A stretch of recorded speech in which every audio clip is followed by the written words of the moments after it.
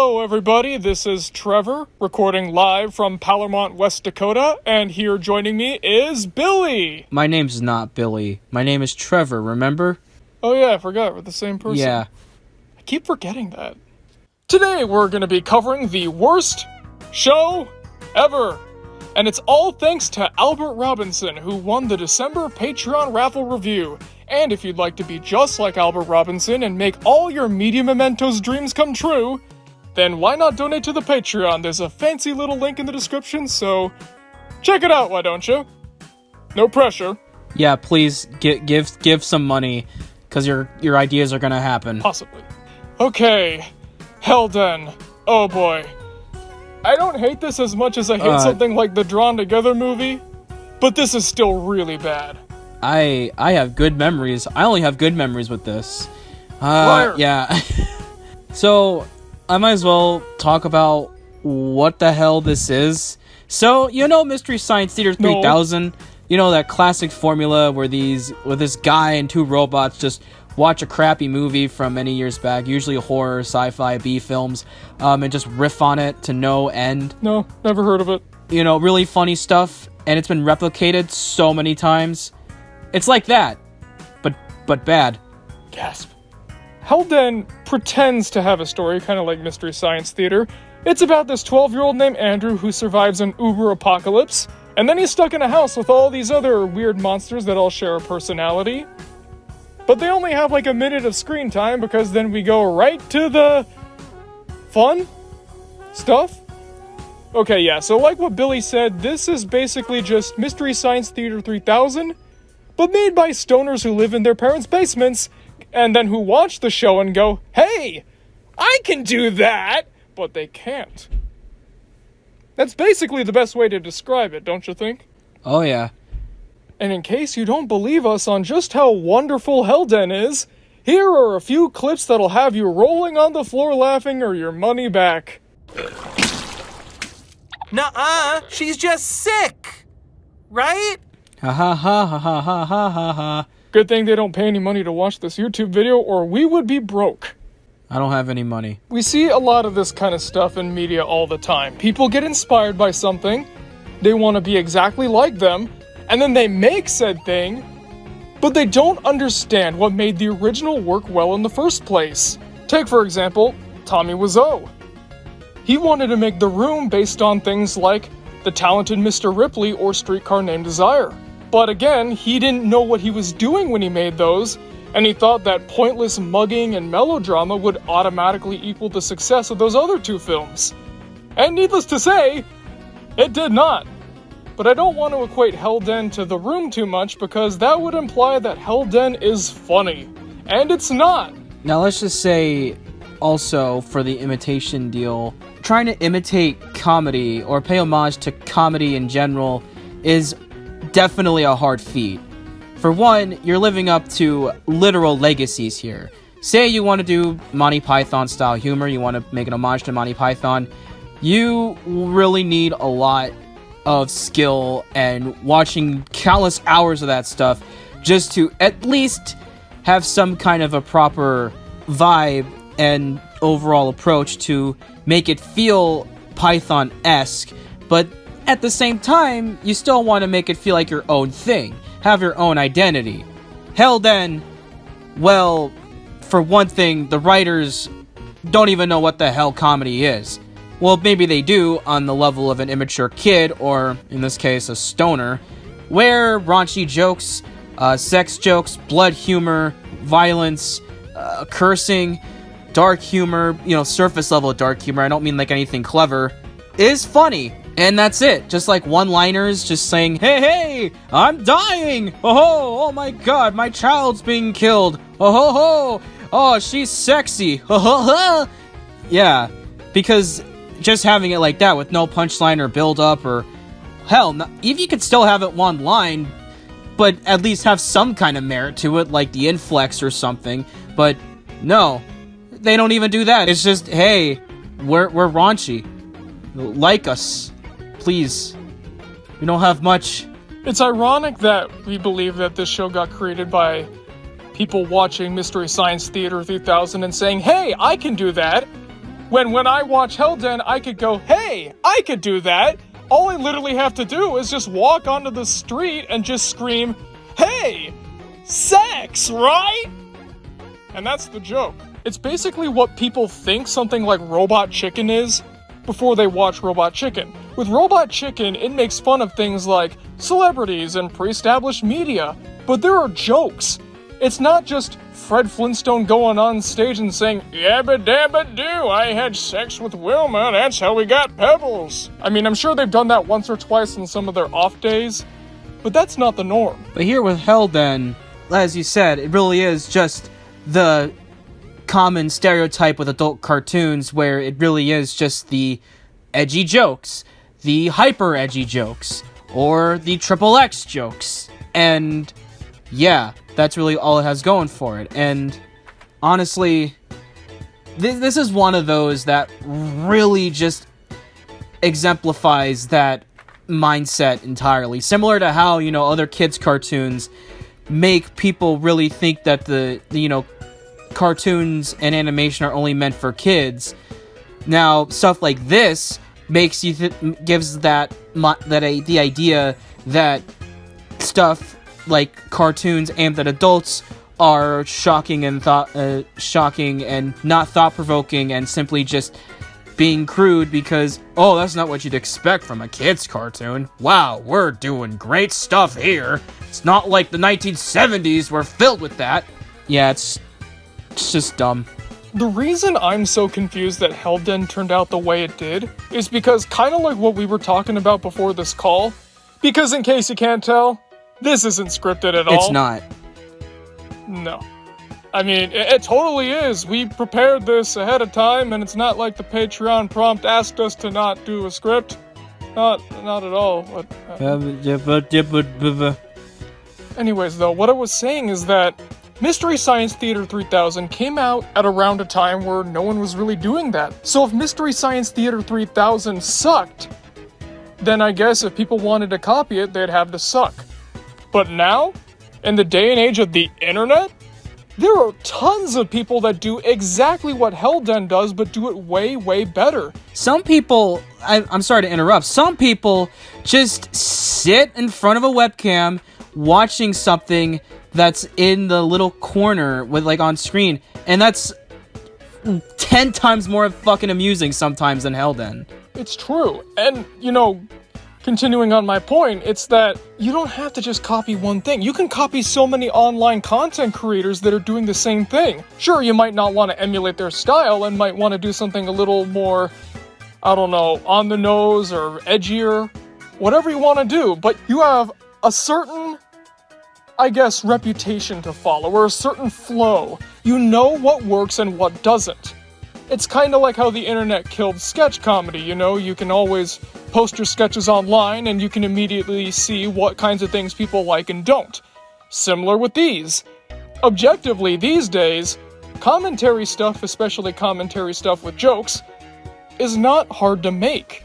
So you can easily go online and see what works and what doesn't, but I don't think they did because, well, it's kinda made for the stoner crowd. But that doesn't give it an excuse to suck. I mean, hey, with that logic, I could just go and be drunk and, complain about some really off-the-beat TV show and then just post it on and say, it's for the alcoholic crowd. I'm doing something cool. And again, all without even seeing, a lot of those other content creators on YouTube, even. And like you said, they have their own approaches, their own styles, their own formats, their own everything. And again, the fact that it's on the internet, you know what people like and don't like. It's not that hard to figure that out, especially when you're trying to approach this in an ethical sense. So the fact that it turned out like this, oy. Exactly right. And people online, usually they'll go after things that are just edgy for the sake of edgy. And not in a good way. So how did they not know this wasn't gonna work? My guess is that when Sci-Fi approached them to be part of their TZGZ block, which is totally not terrible, by the way. Not at all. Definitely wasn't a mistake, with the only slightly good thing on there being Gary and his demons in Futurama. they felt, okay, what we are doing is going to work for their crowd because this is being aired late at night where a lot of people are probably high, drunk, or somewhere in between both, or maybe even both. So we don't have to try. We can just do whatever we thought was funny back in freshman year of college, and it'll be a big hit. Yeah, the characters are boring and flat. Yeah, everything here is just cheaply dubbed over, and blink and you miss it. We don't actually build on anything. It's basically what would happen if you animated something that you recorded in a boys' locker room in a high school. But oh well, we're on TV now. I think the fact that it's on TV probably makes it worse than if it was on the internet because, we've seen all these things like Newgrounds animations that are vulgar and vile, and all those fake YouTube kids videos and that sort of stuff. And that's the internet, you kind of expect it when it's on the internet. But on TV, there is a set of standards you have to have, even if it's supposedly aimed at an easy, lowbrow demographic. And let me tell you, if you fail when you're aiming at such an easy, lowbrow demographic, you still can't pull it off, that's a whole new level of failure that you have to try to get. Hell, even just surrealist visuals, gallons of blood, some kind of extra banter other than just like the 1 minute of the characters just having the same animation cycles, talking amongst each other, just saying dumb shit that doesn't even make any sense other than just, hey, that apocalypse out there, am I right? Yeah, let's forget about it. Let's just watch some TV. It's boring. And you're high as shit, you're drunk as hell, or you're just delirious on sugar. You want to see something a little more energetic and fun, or at least weird to look at, that moves a lot. You don't want to look at this, it'll just put you to sleep so much faster than any amount of munchies could. And some of that stuff can be funny. That improv style, if that's indeed what they're going for with all this raunchy stuff, this can still work. You could still be provocative and raunchy and crude and crass and still work so well without having to be super thought-provoking, I mean, hell, like, Drawn Together, still a good example about this. I mean, we keep bringing it up, but... Well, we keep bringing it up because it's so good. And I saw that, like, the whole first 2 seasons not too long ago, and that worked because the jokes were funny, the pacing was fast, and because it also makes fun of reality show tropes and animation tropes at the same time, there's a level of familiarity to it that doesn't shove all that crap down your throat. It's true.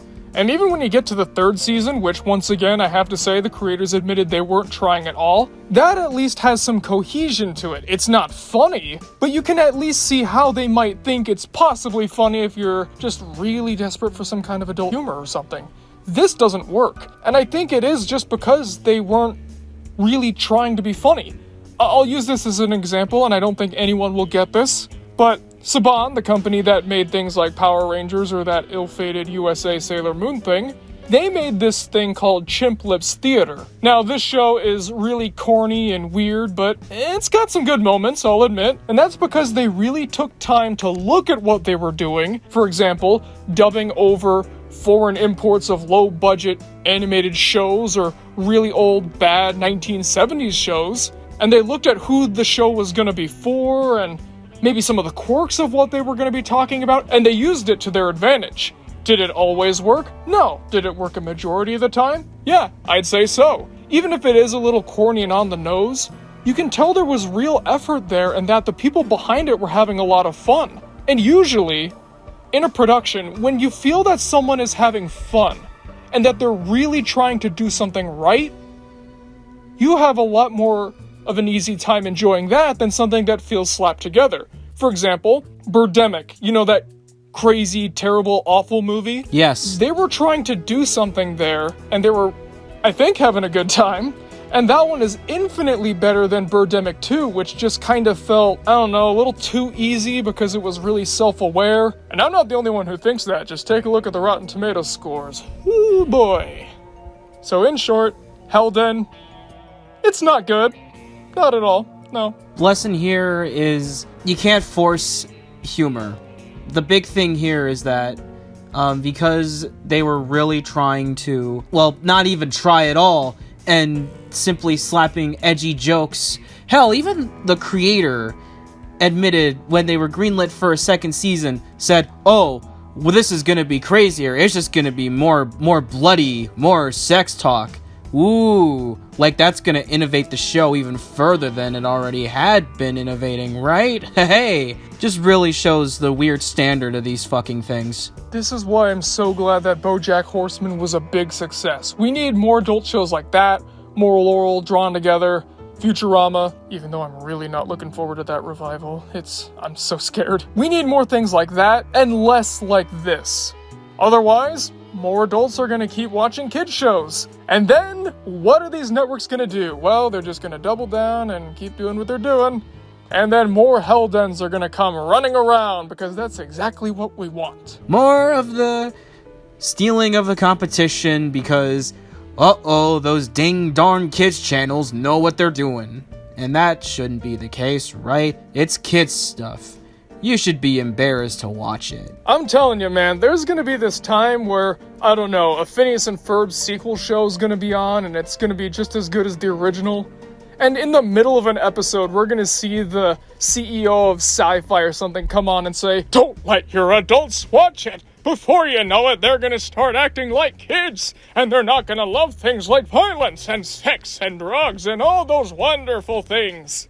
That's coming in the future, I'm telling you. And whenever that war battle comes along, well, we'll just have to find out what happens. Maybe the family programming will be more mature, and the adult programming will be even worse than it already is at the moment. Only time will tell, I guess, but as it stands right now, until something worse comes along, I think both of us can agree that Hellden is easily our least favorite show of all time.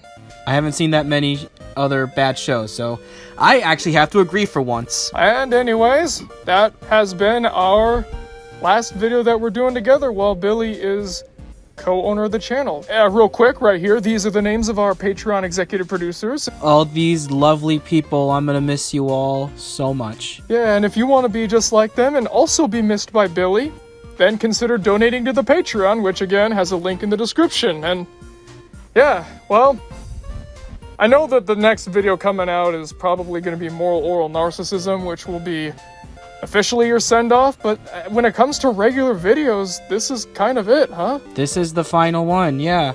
I'll have to say, this has been a very pleasant 2 years. I'm very fortunate to have been the co-owner, not assistant, goddammit, of the channel. And this has truly been a really good outlet for me to further develop my skills and realize how quick of a worker I am when it comes to any kind of media project. Although this has even helped with scheduling organization, and all sorts of other dealios that I think will definitely come into play for many better projects in the future. Absolutely, and again, I've said this many times to the audience, but just in case you don't know, we're not stopping being friends or coworkers here. We're just not doing media mementos together anymore. We're working on other things. I'm still gonna be here, so don't you worry, but yeah, things won't quite be the same without you here, man, but you know, you gotta do you, and I'm really looking forward to what you can do in the future. Thanks, man. And yeah, we're still gonna be working, like he said. Many bigger projects coming out next year, the following year. So be on the lookout for a lot of stuff that's not this. Quite right. Anyways, thanks for watching, friends. See you guys next time. I'll see you guys for the last time. Goodbye. Farewell.